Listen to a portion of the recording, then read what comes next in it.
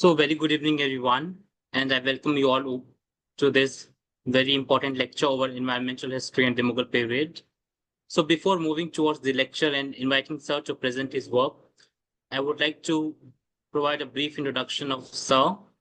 So, Professor Michael H. Fisher is a renowned historian and scholar of South Asian and global history. Over the course of a distinguished academic career, Professor Fisher has become widely respected for his extensive work on colonialism, migration, environmental history, and cross cultural encounters, especially between South Asia and Europe. His scholarship is known for its interdisciplinary depth, archival richness, and thoughtful engagement with both historical detail and global processes. His research and teaching have greatly influenced the fields of South Asian history, imperial and colonial studies, and migration studies. Professor Fisher began his academic journey with a BA from Trinity College, Connecticut in 1972. He then pursued graduate studies in history at the University of Chicago, earning his earning his MA and PhD. His career as a teacher and scholar spans several decades and institutions. From 1990 until his retirement in 2016, he was a core member of the history department at Oberlin College, where he also served as department chair. In 2002, he was named Robert F. Danforth Professor of History in recognition of his academic excellence and leadership. Prior to his tenure at Oberlin, he taught at Western Washington University from 1978 to 1990, rising from assistant to associate professor.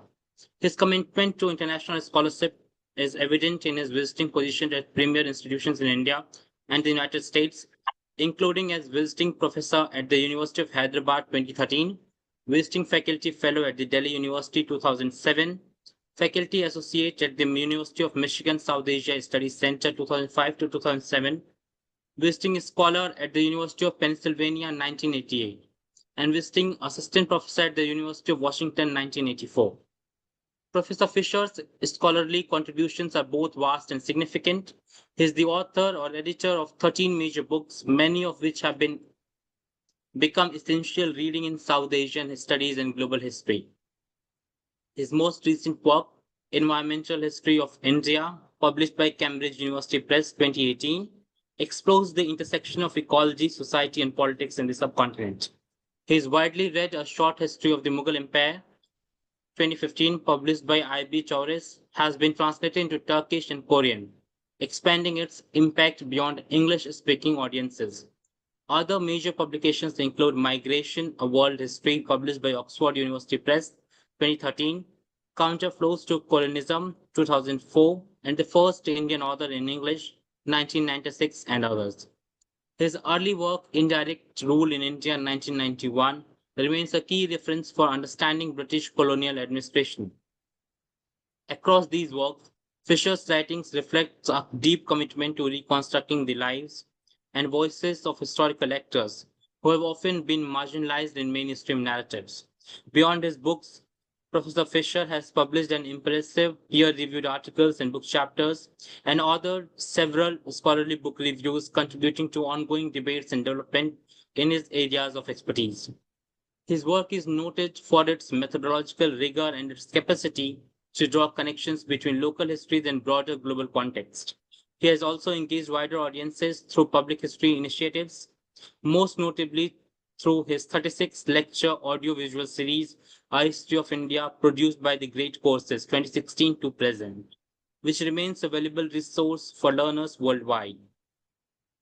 Professor Fisher's academic standing is further reflected in his service to the scholarly community.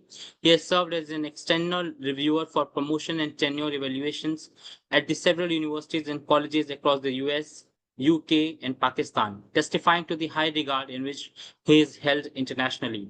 His mentorship, teaching, and leadership have shaped a generation of students and scholars, while his scholarship continues to influence research and pedagogy in multiple disciplines. Through his lifelong dedication to historical inquiry and education, Professor Michael H. Fisher has made a lasting impact on the understanding of South Asia's past and its entanglements with the wider world.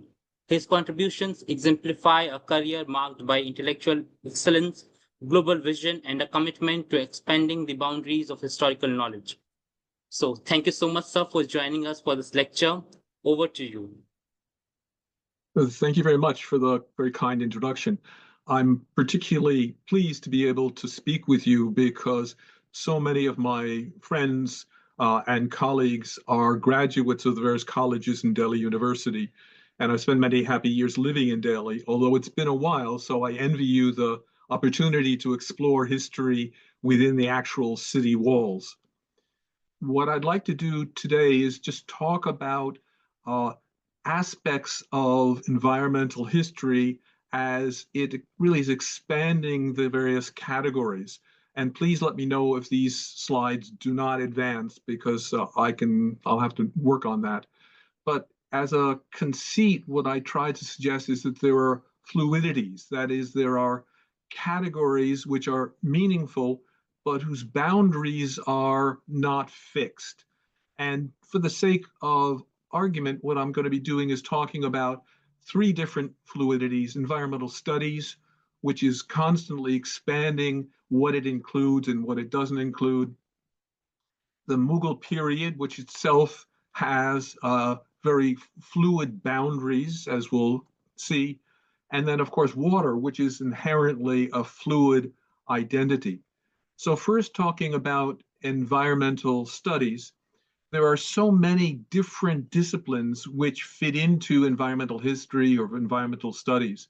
There are a number of very hard sciences which are able to use methods which are constantly evolving to try to provide evidence about what was happening on the ground. There are various kinds of cultural histories which are exploring the meanings of various kinds of environmental elements. And there are economic histories, political histories, and so on. And so the whole study of environmental studies is constantly being enriched with people like the members of your group who are going out into the field and trying to find evidence about what was happening on the ground. Just as an example, there's a very complex atmospheric system of high and low pressures and the movement of airflows that span the globe and determine a lot of the situation on the ground. In the normal context, the normal situation for this Walker circulation, you have a warm pool over the middle of the Pacific. But on occasion, the rain which normally would fall in South Asia gets shifted eastward with the warm pool, and you have a condition of El Nino where the rain falls more into Southeast Asia and the Pacific, and India usually undergoes a drought, which often leads to a famine because of this El Nino condition. Now, all of the factors that go into the creation of this warm pool off the west coast of South America are not clear. Certainly during the Mughal period, no one fully understood why it was that in some years you got rain and in some years you didn't. And there were all sorts of explanations that are given, from divine favor to the morality of the ruler to the general condition of the population and so on. The opposite condition occurs in a La Nina, where you have a cold tongue rather than the warm pool forming off the coast of South America. And that leads to particularly heavy rains in South Asia. So this is a condition where you often get flooding, which can be often as dangerous as a drought. And you have a number of examples recently where there have been excessive rainfall, which leads to all sorts of issues on the ground. And again, the reasons for all of this are not fully understood even today, let alone during the Mughal period. But this evidence can suggest why things were happening on the ground during the Mughal period. So just taking a couple of articles that have attempted to look at occurrences of El Nino and La Nina, you find a listing of years.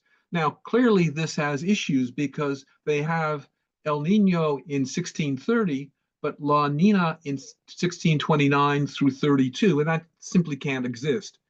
So the evidence is still being gathered and understood, both looking at texts from the time period and also looking at hard evidence. For example, if you look at the dendrology, that is how plants developed, and you look at the ring, the growth rings, you can try to get evidence about whether it was a rainy or a not rainy year.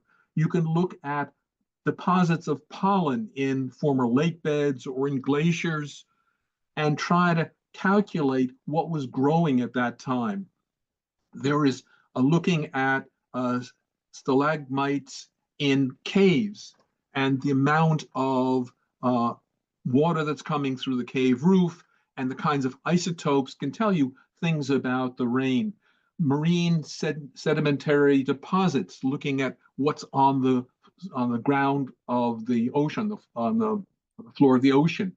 There's shell and coral growth, glacial ice cores, outwash sediments, volcanic eruption data, deposits of particular isotopes in various proportions. And so there's a whole series of different, very scientifically developed ideas that can try to provide evidence. Now, if we put this together, as was done in a number of times, you can get a moving average of the occurrence of droughts in India based on one reading of the evidence. And if we take that same time period, you can see that this was, according to Grove and Chappell, a time of growing famines, droughts in South Asia. Another way of putting it together looks at the kinds of mega droughts that occur, and the higher the line, the more likely it is to have an area that was under drought within South Asia. So again, this time period you can see is one of rising droughts. Another way of putting together is looking at rebellions at different times. And if we look at the same time period, evidence about a drought followed by years of regional upheavals within the Mughal period. So there's lots of different ways of putting this together. However, if you try to correlate it, it creates issues. And here we have this dark line is basically the likelihood of an accurate reading. That is the level of confidence about whether the evidence is true. And you can see this time period is one in which the evidence is contradictory. So clearly there were droughts that occurred, but there were also questions about whether it's all of South Asia or just regions in South Asia.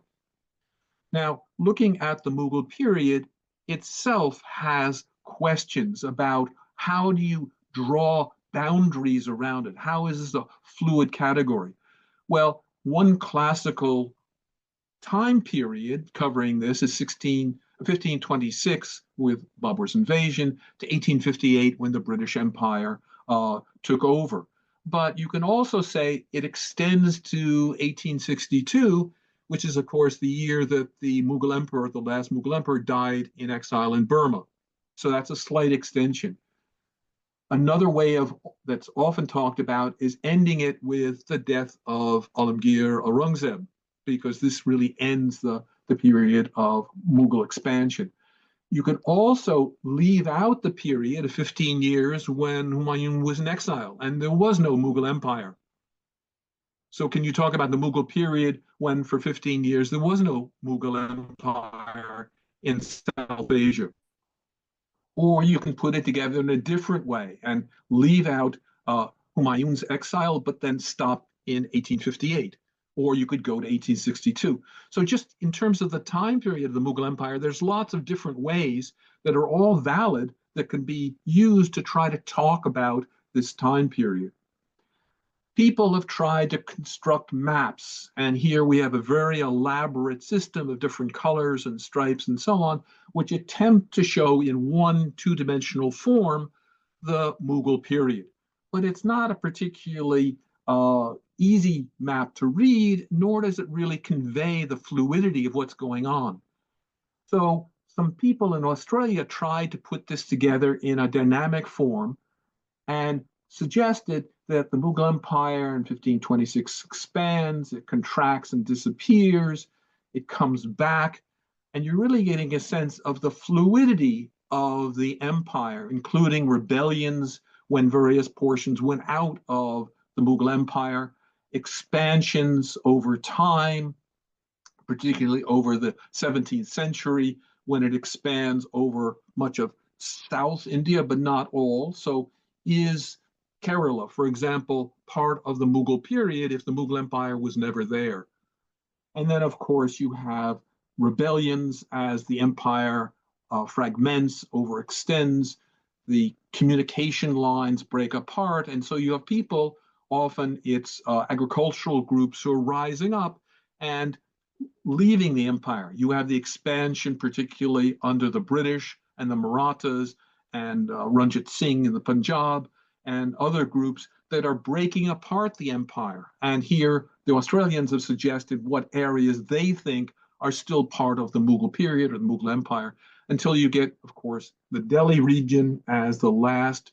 And then if you look down here, it's just one tiny pixel, one red pixel, which is, of course, the Red Fort, which is all the Mughal Empire had. And then there's a little one pixel appears for 4 years over in Burma as the Mughal emperor goes there. So I'm not arguing that every pixel is exactly right, but it does give you a sense of the fluidity of the time period and of the empire.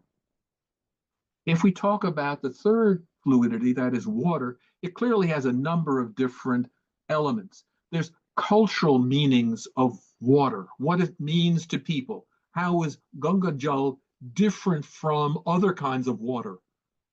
How are the cultural meanings of pure and impure water, depending on who's touched it, matter?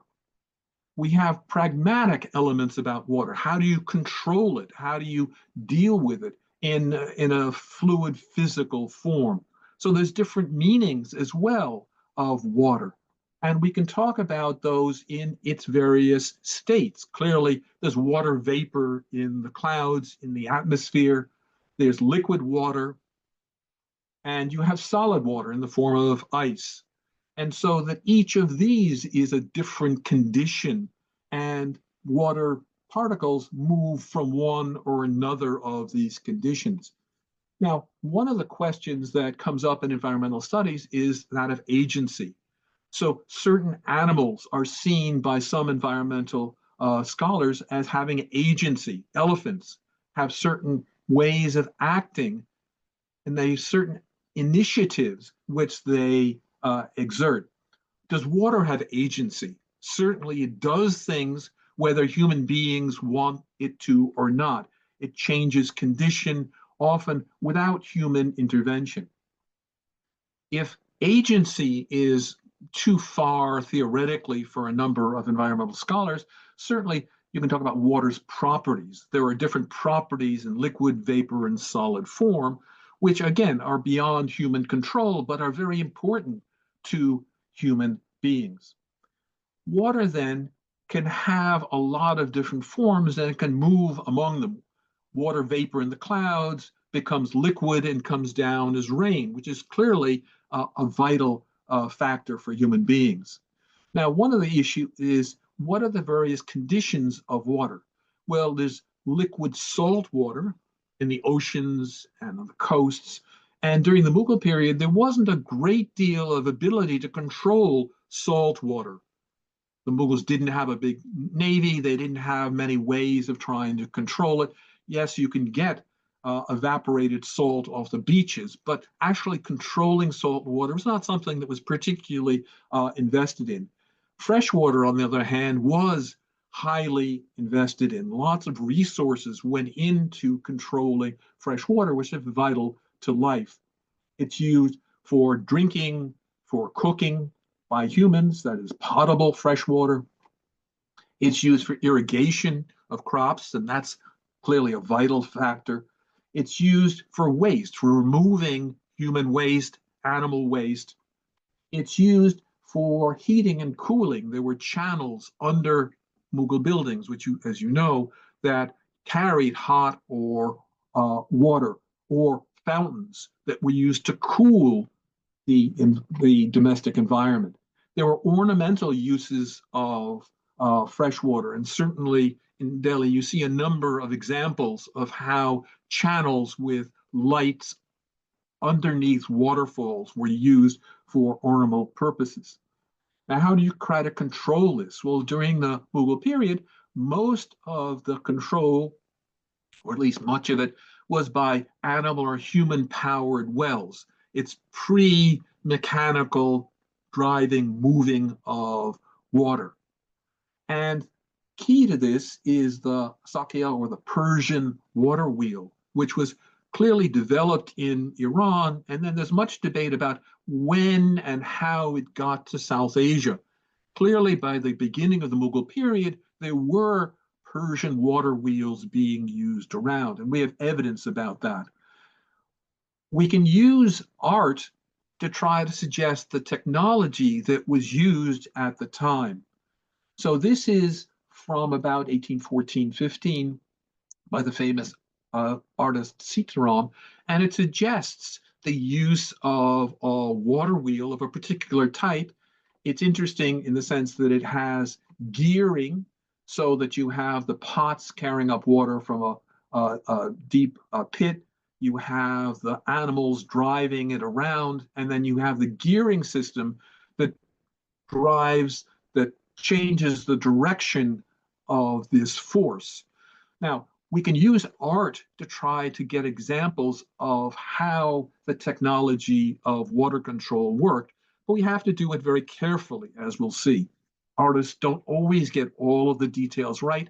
It's not always their purpose to use all the details correctly. But we have a number of images of this same sort of system. So we can assume that it was widely used, even at the local level, with just a couple of bullocks and a single farmer. You can draw a lot of water out of rivers compared to doing it by manual labor.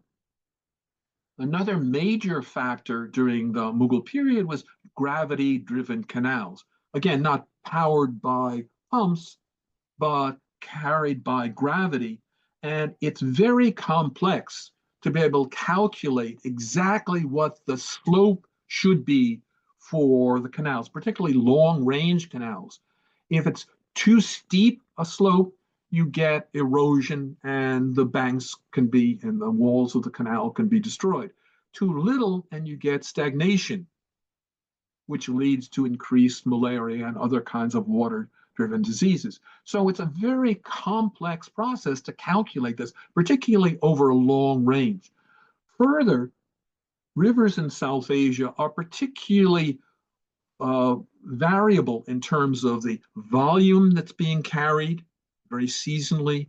So how do you get a mechanism to get the same amount or the proper amount of water out of the Ravi River in this case that will vary while the river itself varies a lot in volume, in velocity.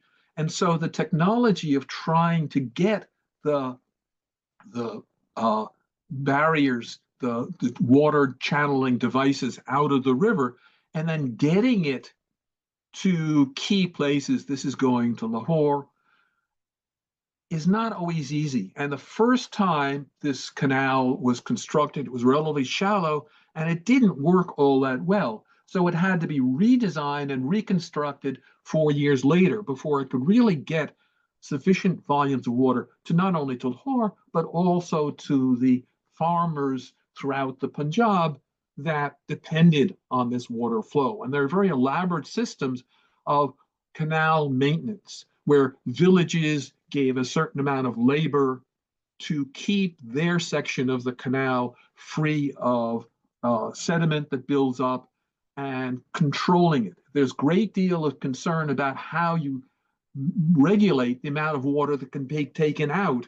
And it's still an issue where the people who are closest to the canal can get a lot more water out, more than they perhaps need, whereas the people at the down end of the canal may be in water shortage, very dependent.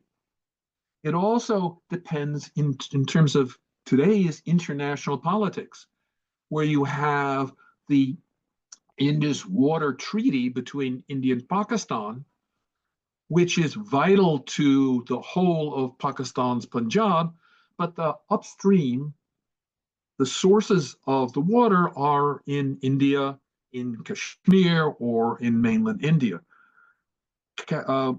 Pakistan is also dependent on water coming from Afghanistan. And given the conflicts between Afghanistan and Pakistan over water, who gets to control it? Can the Afghans cut off the water supply to Pakistan, which would destroy a lot of agriculture in Pakistan?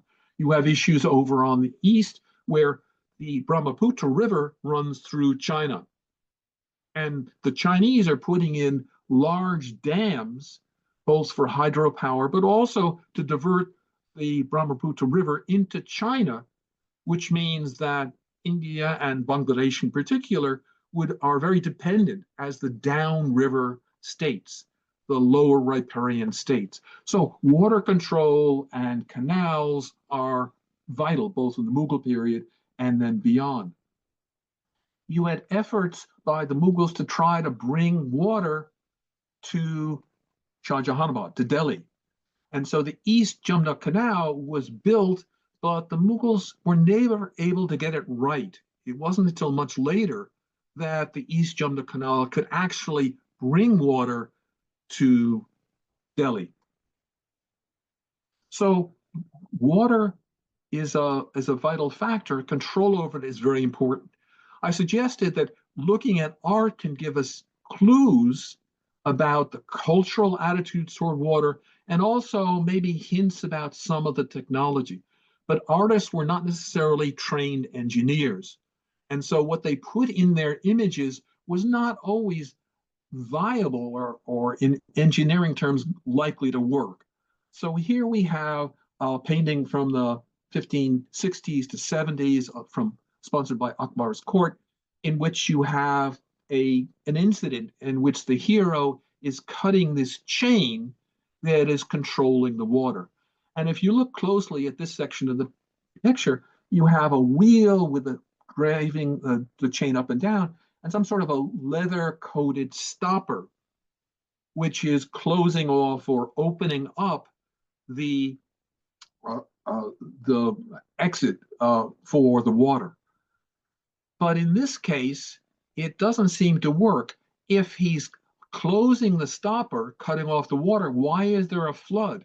Would you get a flood of any magnitude out of a hole this large? In other words, it's an impression that carries some technological evidence, but also a lot of cultural meaning about how important water was and the significance of the hero cutting it off. When we look at water in different ways, and of course your group is particularly expert in Delhi, so that all of this may be very familiar, but you have the Aravalli mountain range, the ridge across, which has for time immemorial been a source of water. As the rain falls and as the underground groundwater flows, you get coming off the ridge a flow of water into the Jumna. And Professor Sunil Kumar, alas, who has passed away, but did some very interesting work about who controlled this water supply over time. And he made the argument in some published and unpublished works that you have Sufi khanqahs, Sufi shrines along this, and the Sufi masters were expert in water control and therefore vital to the states, the various kingdoms that were established in the shadow, if you will, of the Aravalli Mountains, Shah Jahanabad, of course, the latest. So we have a canal built during the period of the Delhi Sultanate, rebuilt by Shah Jahan as he was building Shah Jahanabad, which takes water from the Jumna and brings it into Delhi. And if you look at some of the maps from this time period, you can see that the water goes into Delhi just north of the Kabuli Gate. And there was a water channel there, and perhaps your group is expert as whether it's still there or there's any evidence of that at all. But in order to get through the Delhi Ridge, you had to carve away about 20 meters of stone so that the water would flow through the ridge and then into the city. Here's another map showing much the same situation where you have the Royal Canal coming through, and then north of Chandni Chowk going through this series of gardens, most of which are built over. I did some work on Begum Samru of Sardana, who had a palace here, and it's still existing. You probably explored it. It's now an electrical goods place, but you can see vestiges of her palace, and it was a very well-watered garden, Begum Bog, that she had. Also, of course, because the groundwater is reasonably close to the surface, you have a lot of wells, and many of these were within mahals, within the mansions of various noblemen within the court. So you have well water coming up as well as the water coming in through this canal. And when you put it together with the Jumna, you can get a sense of some of the water supply and the complexity of water supply that went through Old Delhi. Now, controlling all of this is very complex to be able to get the engineering right so the water flows. It flows enough to get the waste out. You have social controls where people are willing to go down into these channels and clear out the rubbish and clear out the silt. And it's a very complex process. So here we have the building of Shah Jahanabad with the water as a major functioning element within it. You probably know this map. I'm not sure if you know about this map, but it's a British library owns this map from about 1850, and it's extremely detailed where every meter of area is mapped. And it was published by Manohar in 2003 as a pullout from there's a pocket in the back and a map about 2 feet by 3 feet, which is really very important in terms of understanding what was around 1850 in Shah Jahanabad. And people have done things with this, so that you find Pratap Singh and Kamini Singh who've put in the water using that map and try to reconstruct the water flows during the Mughal period as of about 1850. And if we look at this section particularly, you have the Jumna flowing past the Salingar, and then you have this channel off to the side in which water was diverted.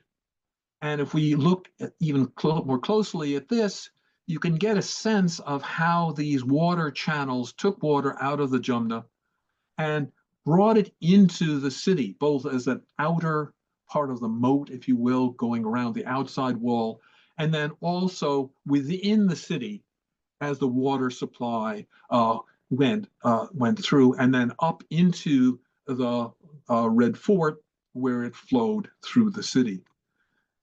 If we take the blow up of this 1850 map and we look at just this one corner, you can see the flow of the water going past. And then this is an area where you had to have a means for raising the water up. And if we expand that, you can see that the water is flowing past, but it has to get over the walls and into the city as well. And there are settling tanks where the water would sit for a while, so some of the sediment was percolated out and then had to be removed. You have wells, and clearly there had to be a water raising mechanism on either side, into the fort, over the walls, and then into the city as well. And if you look more closely at this, you can see these two places had to be places where you had wells. And there's a suggestion that these were sort of camel-driven Persian water wheels that were taking the water out of the river. Now, other kinds of art from Akbar's court suggest in the background the kind of spoked water wheel that was used. And in fact, you have Abul Fazl attributing the invention of this water wheel with the spokes to Akbar, although it clearly predates him because there's evidence about it before. But if you look closely in the pictures, you can see the artist has tried to convey how this system worked, where the water was driven up and then put into the pools. They didn't always get the engineering quite right. It's not clear how these spokes were connected to the water wheel. Similarly, here you have the spokes system sort of describe the raising up of the water, but then the water sort of jumps off to the side in the artist's hand to move over here, and then there's somehow power of it to raise up to be a fountain. So there's evidence about it, but it's not necessarily anatomically correct. Here we have again an image. So if you look closely, there are a number of images from the Mughal period which show that there were water wheels around. People were aware of it.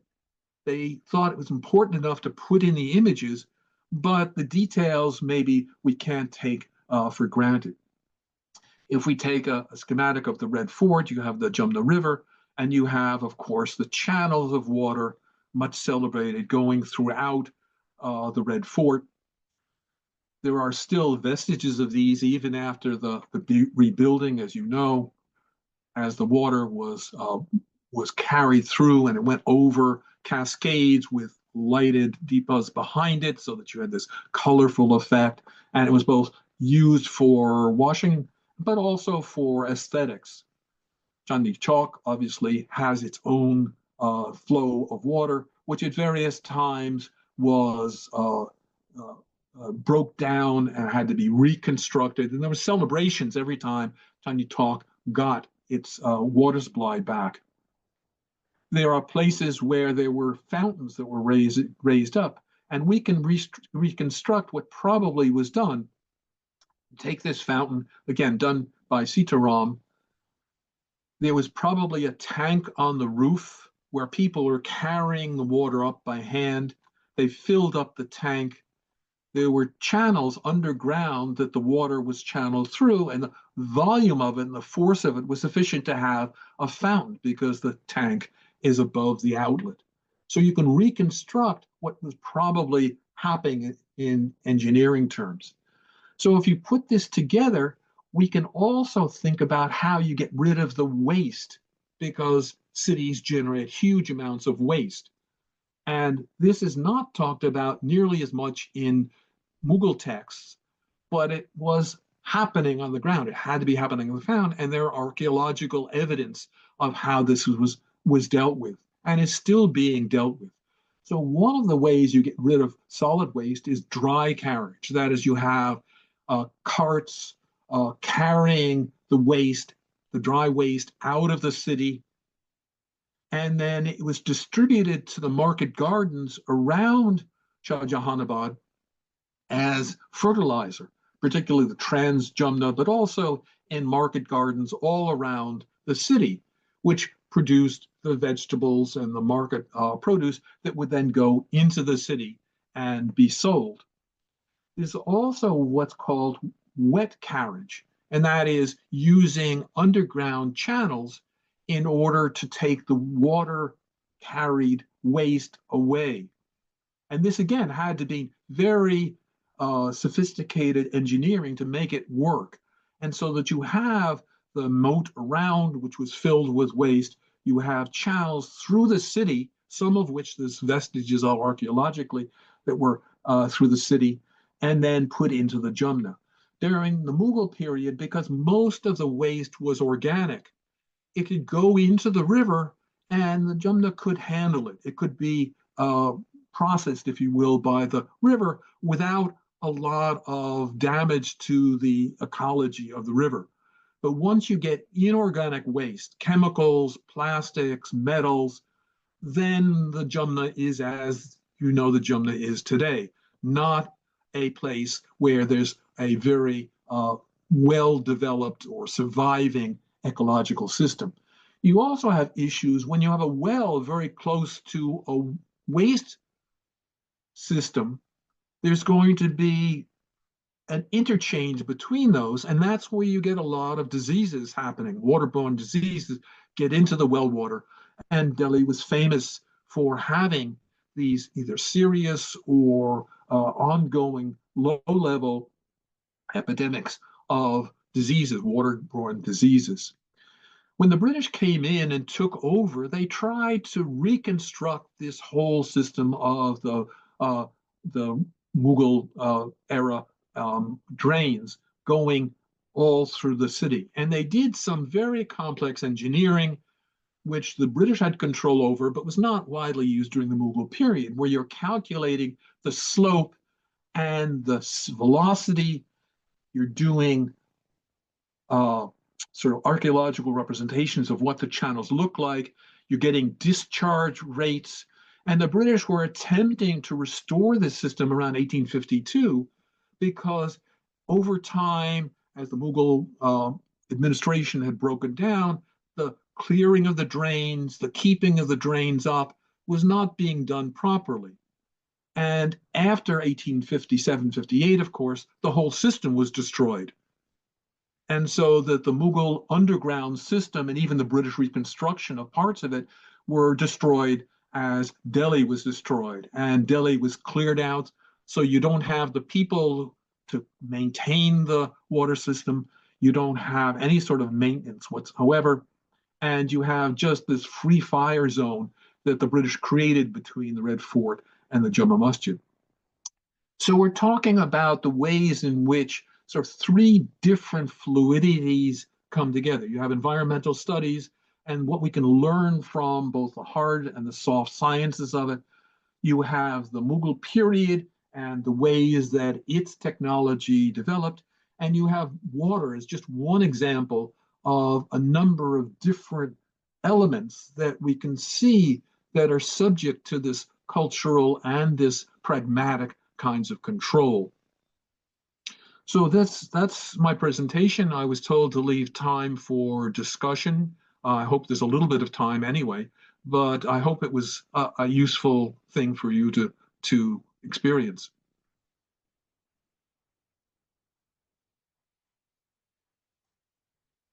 Now you can see me, I think.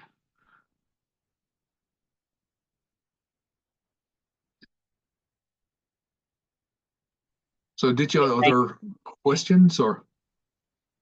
Yes, sir. We'll take few questions, then we can have a discussion. All right. So thank you very much, sir, for this wonderful presentation. Now I would open the floor for questions. So those who have questions, kindly raise up your hands, and I'll get back to you. Please be brief.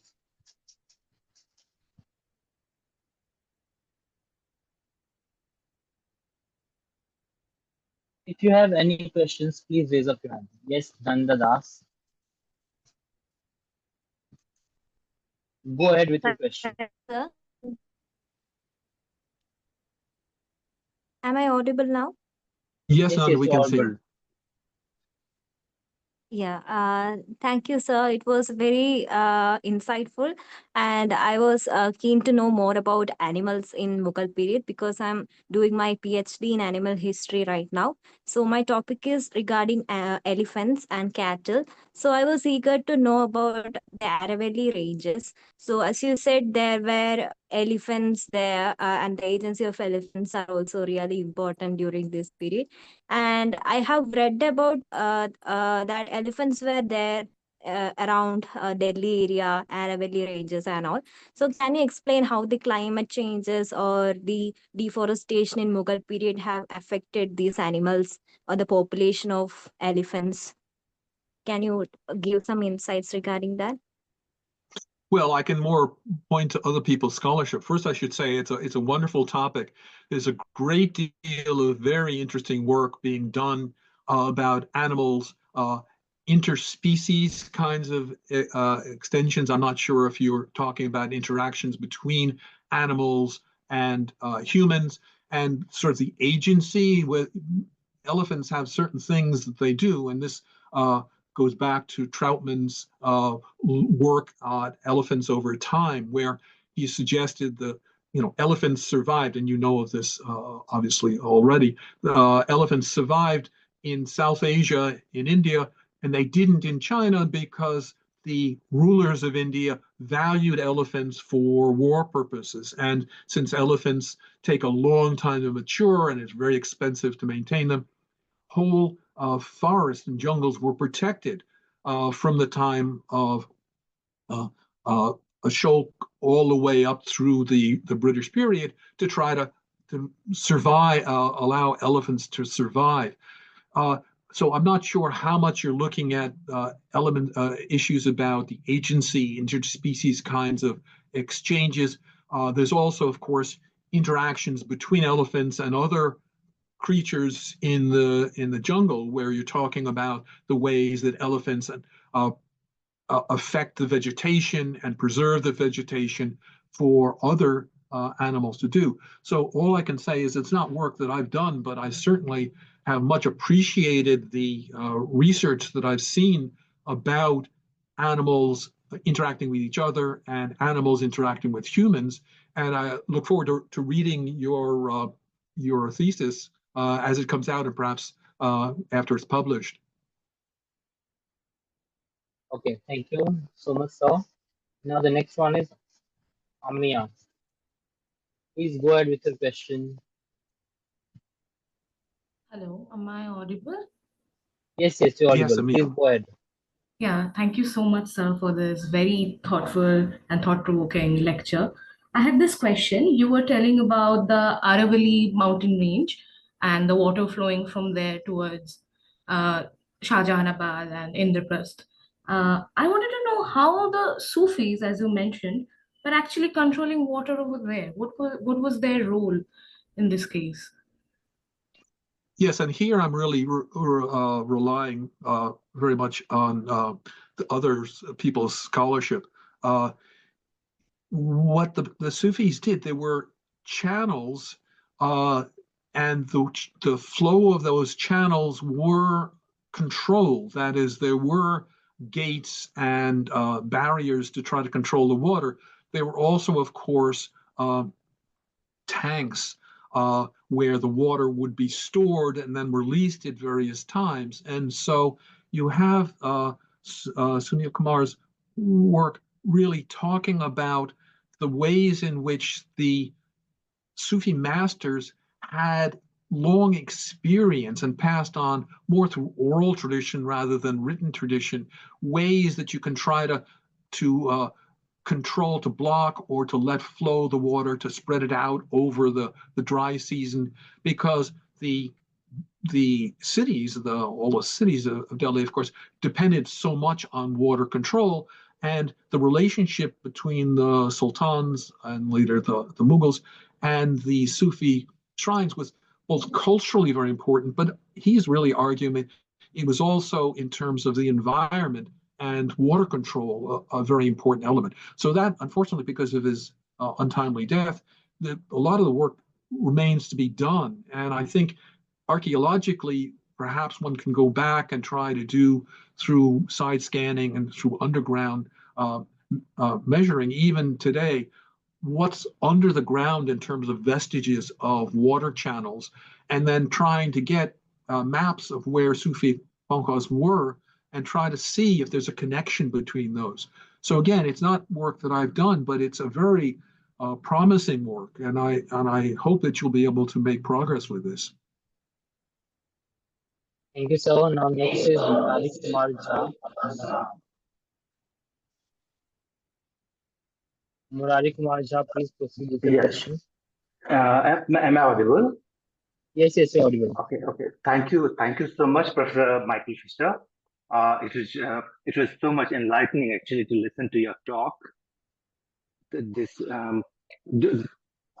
My question is, again, I would like to go back to the question of agency.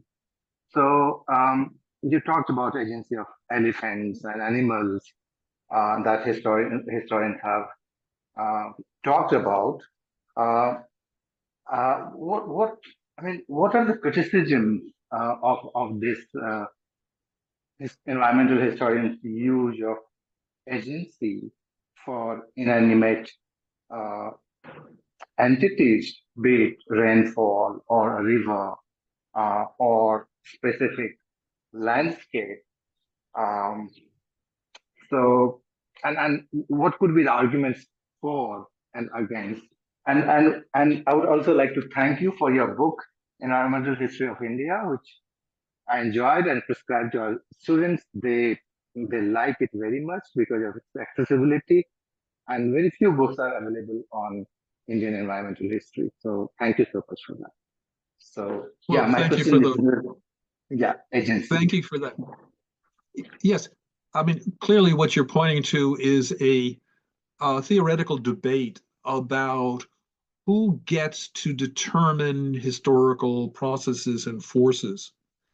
And clearly with humans, there's a lot of talk about agency, but animals as well are being credited with not necessarily making decisions, but that in that affect humans intentionally, but the processes. So that if you find that humans are expanding into territory that animals consider their home territory, clearly they're going to try to intrude and evade human restrictions on them that are adapting to human processes. So throughout much of the world, you have foxes and you have other kinds of animals of that sort, which are now flourishing in cities because they've learned how human beings deal with waste, how you can get access to it, how you can avoid being caught,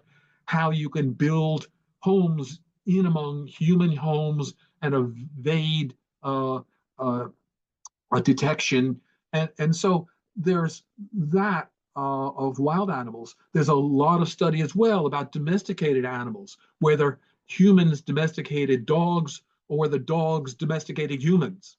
In other words, was it dogs who decided that if they hung around humans and did certain kinds of things, they would be able to get food in exchange for kind of services to them, ecological services? When you're talking about inanimate objects, clearly that's pushing it to the edge. And so I'm a little hesitant. I'm not sort of nailing my flag to the mast about that. But if you've ever tried to do any sort of plumbing or irrigation, it really does seem that water has a mind of its own. You think that you have it under control, and then it doesn't work. So how many buildings have under floor water cooling or heating systems that, because of unforeseen characteristics, they block up? They either corrode the pipes or sediment comes in. If you're talking about a canal, it's a key example where water is going to do what it, quote unquote, wants to do. And human beings can't change that. Water will heat up to a certain point, and then it will turn to a vapor. And human beings can try to control that, but a lot of energy has to go into managing so it doesn't happen or it does happen. So clearly, there's a lot of ecological service that's done by water, whether it's clearly not intentional, but it may also be beyond human control. And there's a school of thought, you're very familiar with this actor network theory that takes up non-human, sometimes non-animate kinds of agency and forces and tries to understand them as part of ecological systems and as agents, actors in history. So certainly I'm not being able to answer your question, but I can point to the fact that it's a very key question and very heatedly debated. All right. So next is Pathan. Please proceed with your question. Please be brief. Yeah, am I audible? Yes, Yes. you're audible. Go ahead. Yeah. Thank you, sir, for the wonderful lecture. My question is that timber is always a valuable wood, especially for maritime shipbuilding. So, although Mughals never had their great navies or like that, did they ever value the timberlands and made specific policies for that, at least by the time other sea-based European empires arrived on Indian soil, even though as merchants? Yes, again, that's a very important point. What not necessarily an individual tree, but what a forest means has over history in South Asia been very crucial.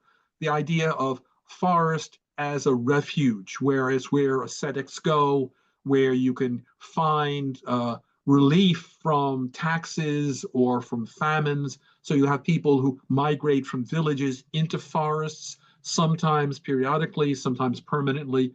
You clearly have people coming out of forests, but those are often seen in a very threatening way. And so that you have Adivasis and others coming out of forests as raiders.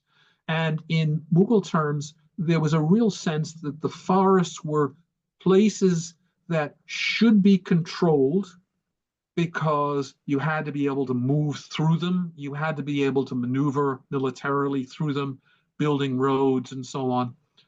But at the same time, they were places of danger because if you didn't control them, then you have raids coming out. And you have, in fact, a lot of zamindars and local Rajput particularly, who are building thickets or groves around their forests to protect against tax collectors coming in. So for the Mughals, you have, number one, this ambivalent attitude toward forests where they are a source of danger, but they're also a source of resources. And there was clearly a great deal of wood that was used that was taken out of forests. There were whole networks of people who were expected to bring resources out of forests. They're not doing coal the way the British are doing and the way that the forests were cut down to bring out coal. But you do have ores and minerals being taken out of forests. A lot of the mines were within forests.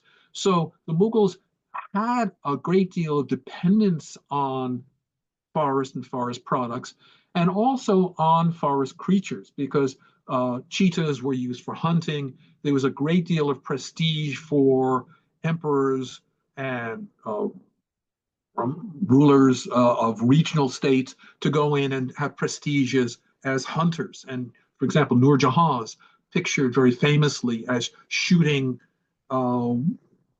lions or tigers, and she was taking on those kinds of roles. So that the idea of hunting and hunters and the use of forest is very important. Mughal armies were huge, and there are many accounts of hundreds of thousands of soldiers and many more camp followers and animals who are moving into areas, cutting down trees, often trying to settle on the banks of streams or ponds or rivers. And then there's the whole question of how do you use the water? The water is vital to feed, for food. It's also vital for waste. And you can imagine when you have an army of 100,000 men, several 100,000 camp followers, and lots of animals who are camped out for even a few days in an area, when they leave, what happens to the local environment? Do the trees come back because there's more fertility? Are the rivers clogged? Are the ecologies of the rivers change?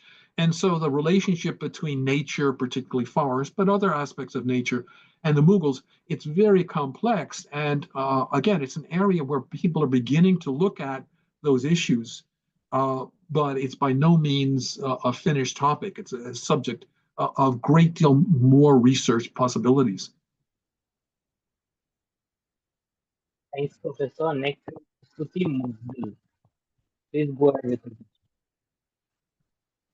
Good evening, sir. Hope you're doing well. Sir, I have two unrelated questions. Would you like me to ask them together?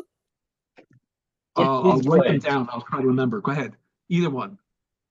Right, sir. So I wanted to ask whether during the course of your work you have come across any parallels between the South Asian nations and the Mughal India.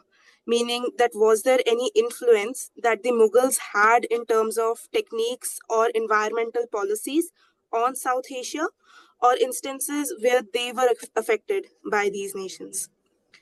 And so the second question. Could I just ask, when you say South Asia, you're talking about Southeast Asia, Indonesia, or you're talking about West, Iran, Afghanistan? I'm not sure what you mean by South Asia. So I'm in the Central Asia. Oh, Central Asia. other Islamic Yes, go ahead. nations. And so the All right. second question, so I am an aspiring art historian, and you mentioned paintings which indicate the use of certain technology. So I wanted to know about your views on how art can be used to interpret history. Good. Okay. For I think two excellent questions. In terms of Central Asia, clearly the Mughals had a continuing cultural linkage to Central Asia. It's where their family came from, and there were ongoing connections. And in fact, a lot of the legitimacy of the Mughal dynasty, as you know, came from their descent from Tamerlane, Timur, and Genghis Khan, and they didn't think of themselves as Mughals. That's a term used by outsiders for them originally. So that a lot of the resources that were used to try to reconquer or get control again of Samarkand or Central Asia more broadly, it was militarily not a very useful diversion of resources, military resources, financial resources, particularly by the Mughals. But there was this ongoing cultural link. Certainly, the environment in Central Asia was something that the Mughals both used and also were dependent on. Horses are a vital resource, which, as you know, and horses don't grow very well, don't flourish very well in South Asia. If you look at horses used in wedding ceremonies now, the kinds of horses being ridden by the grooms, these are not going to be able to go into battle. These are relatively small horses. So there was a constant need for horses, not only out of West Asia, but also from Central Asia. And the Mughals were devoting, as earlier dynasties had done, tremendous amounts of resources to try to continue to get this flow of horses out of Central Asia. There were also exotic creatures, the caracal, which is an exotic beast in South Asia, but it comes from Central Asia, is being brought in. So that there's a lot of flow of animals, of resources, foodstuffs, and so on into South Asia from Central Asia. And there's this ongoing cultural link. Going back the other way, there was probably some influence from the Mughals, since they had armies. They at times certainly had Kabul and beyond that a little bit. But it was more, I think, a question of getting resources and the migration of peoples and cultures out of West and Central Asia into South Asia, rather than the flow going so much in the other direction. Art history is a fascinating topic. I wish I knew far more about it. There are, as you know, increasingly online, freely available, high quality images. Museums around the world are putting their images online for free access, for use by researchers, and so that your generation is able to get a great deal of images that in my generation you had to go there and beg the British Library for permission to make a copy and pay substantial sums for these images. Now places like the Los Angeles County Museum and other places are putting these images freely available online. So art historians can look at an image and see things because of their training that I can't see. And I can read articles by you and by others that will tell me what's going on. What I do know is that these images were the products of the decisions of the artists themselves, and you can identify particularly individual artists for key elements. For schools of art, as ateliers have their own style, and as patrons and people like the Mughals who wanted things. And it's not clear in my mind, although maybe you can clarify, when an artist presents an image to an emperor and he says, no, make me older or bigger or stronger, or take out that or put in this? How much is there feedback from the patron to the artist about what the final product actually looks like? We know that emperors like Jahangir graded pictures and rated them both in terms of the calligraphy and in terms of the quality of the paper, and also in terms of the materials, how much gold was there, and so on. So that these images tell us a great deal, but only with particularly good training and very careful analysis can you say we can learn from this particular image the following. And it's often, it seems this, or this is a tendency.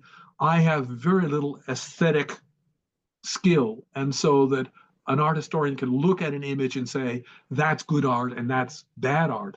And they have to explain to me what it is that they're seeing in terms of brush strokes and composition and so on.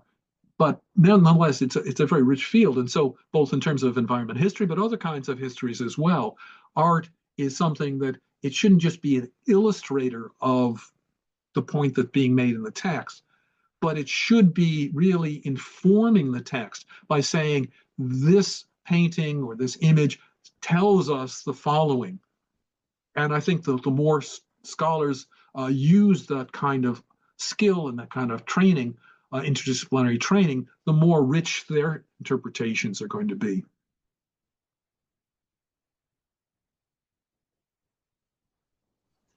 Sorry. Riaz, you can go proceed with your question, and we'll take one more last question. Go ahead with your question, Mr. Riaz.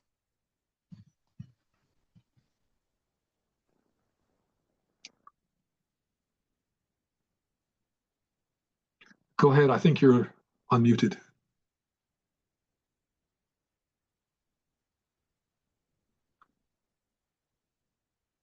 Hello, Riaz.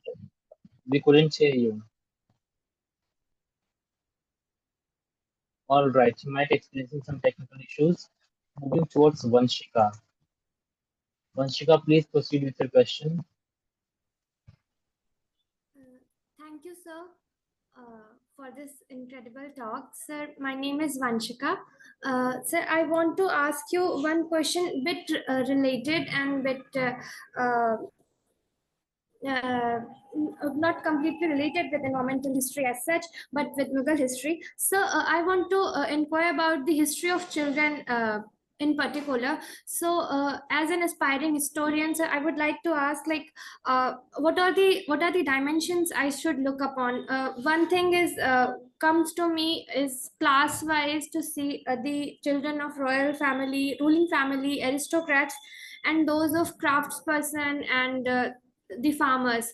And so if you can suggest me some work which has been done regarding children history in Mughal period, sir. Yes, absolutely. Again, it's a field that's being done both in South Asian history then internationally, because childhood is seen as a particularly important forming period, and how children are defined and identified is crucial. I don't know if you know the work of Ruby Lal, who's looked at the girl child, particularly in Urdu literature, and how she was formed. And then you have, I'm trying to think of other people who have worked on childhood. There's a book about the Mughal princes. Do you know the? I'm trying to think of the scholar's name. You probably know this, but it's looking at how princes were crucial in forming their own identities over time. So it depends on whether you want to do sort of international comparative looking at childhood, because it's something that biologically children go through more or less the same developments over time internationally, but the meaning of it changes a great deal. And so if you're looking at South Asia culturally, when people become human, what their role is supposed to be. Clearly, it's defined, as you suggest, by gender and by class. There's an argument that's being made that of a difference, and I'm not sure how much I'm convinced by this, that in South Asia, you become a full adult when you accept your responsibility towards your parents. In the West, the argument is made that when you're adult is when you break away from your parents and you're no longer obliged or dependent on them. And so that there are a number of different ways of looking at this. I'm afraid I'm not coming up with sufficient number of names, but you're probably a master already of this literature. I've been fortunate that I've been able to read a number of manuscripts that have come to presses that are not yet published, and there's some very good ones about childhood. There's one. Well, I shouldn't probably give the name because it's supposed to be a secret review. I'm not supposed to give my name, but there are people who are working on this. And particularly, some of my work has been about South Asians moving to Britain over time. And there again, childhood is defined in different kinds of ways. You have children who are coming as servants. You have ayahs who are managing both white British and Indian children. You have the fact that in South Asians in Britain were often seen as children regardless of their age. And so when you get cross-cultural kinds of changes or movements, this is again a very rich time when we are able to see what childhood means. So it's a little bit like water in the sense that physically childhood is more or less the same. Culturally, it becomes very different things depending on how it's being informed, and children's views of themselves and parents' views of children and how it's represented are all key elements. So again, I'm talking around your topic, but it's a very important topic.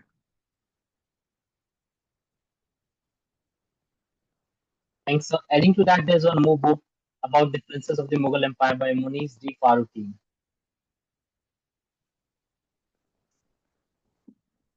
History we can reform. So yeah, this way we come to the end of the question and answer round. Sir, I have 2 questions to ask, if I may. Yes. You did all of So the the work. first- You should certainly have the final word. So yeah, the first question I want to ask is, so since when we talk about the Mughal period, so most of the historians prefer either a deep economic history or go with the political history. So what made you to think about, or what made you go with the environmental history of the Mughal period?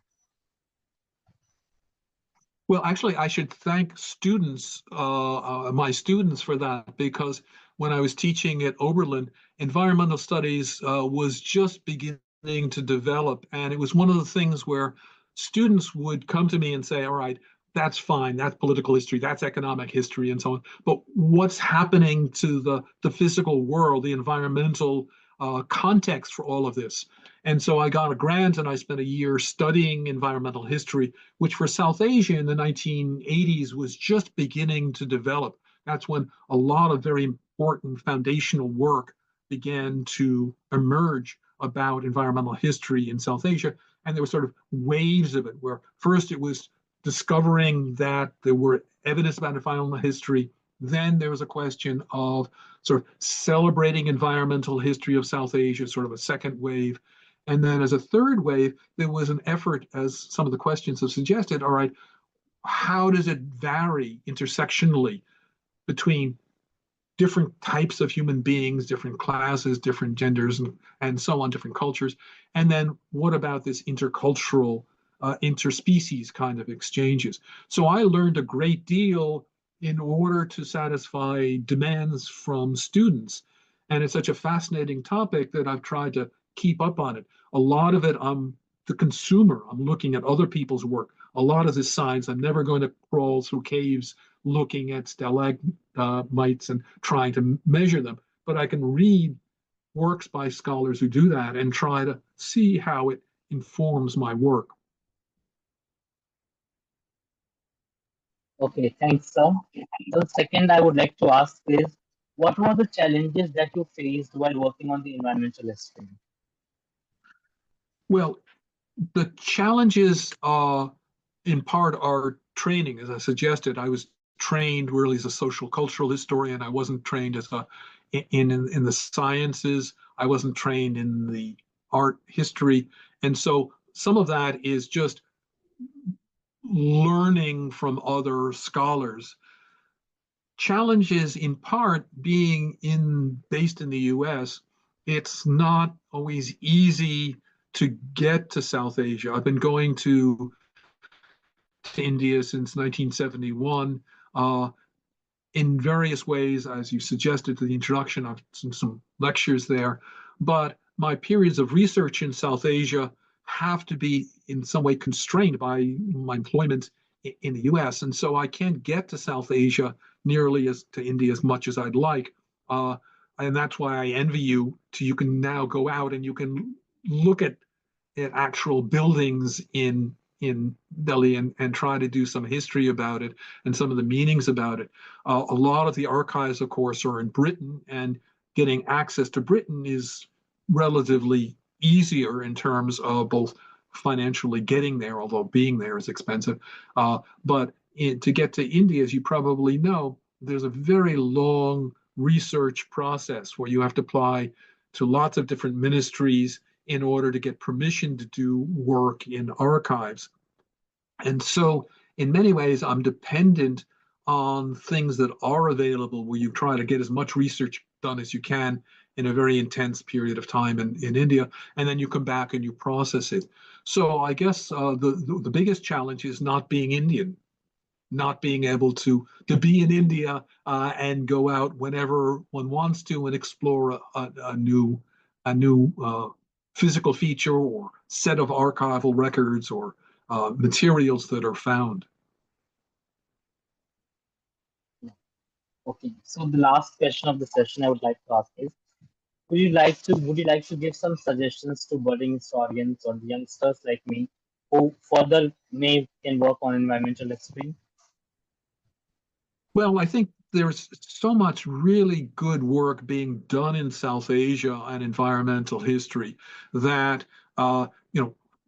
if you're going to be working with a PhD advisor, there are a large number of people in Delhi University, at JNU, in private universities, where you can, Ashok, for example, where you have scholars that you can work with who are really up on the field. And I think that one of the things I found in my own graduate training was the cohort, the other students who were in my PhD program were as formative as the faculty members. So identifying a PhD program where there are ongoing students at various levels who are really pushing the bounds of environmental history, and there are a number of places that can do that. That would be one of the key elements. Another is that more and more materials that are not in Persian are becoming available.